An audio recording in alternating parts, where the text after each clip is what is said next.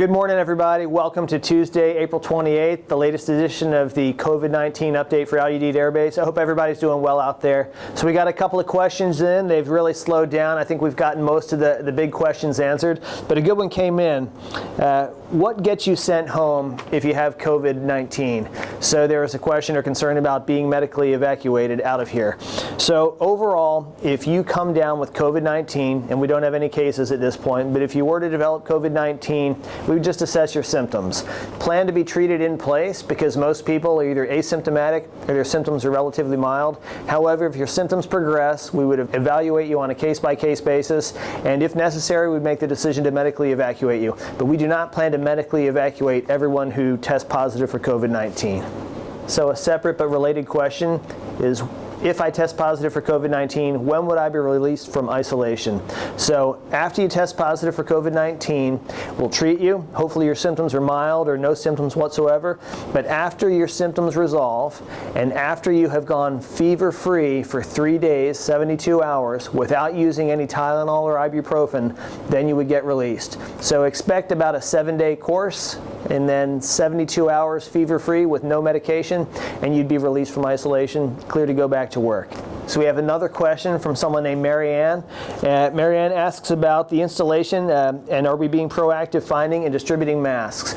So for U.S. Air Force units, funds are available. It's up to the unit commander to determine any requirements for the unit members. If they want to procure cloth masks, they're able to do so. We expect the commanders to exercise great judgment. I've seen some masks that cost $50 a mask and others that cost $2 to $4 per mask. So that is up to commanders to do that. If you're not in the U.S. Air Force, if you're a member of another service or one of our mission partners here on Al Udeid, you need to speak with your commander. That's not something that the Air Force would provide you as part of the installation. You know, it's just like we don't provide uniforms for other services, but it's absolutely something your commander should address.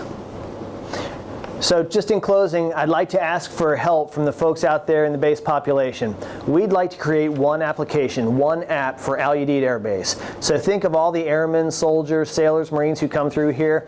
There's always a ton of information you're looking for. If we could have one app, that might be a great place to go get that information. Might be a great way to display bus times. A whole bunch of great things are possible with the app. And we've committed to spend our squadron innovation funds on making one app work for the entire base and work well, right? We don't want it to be just like some of the standard stereotypical apps you see in the military. We want it to be something that's a quality product.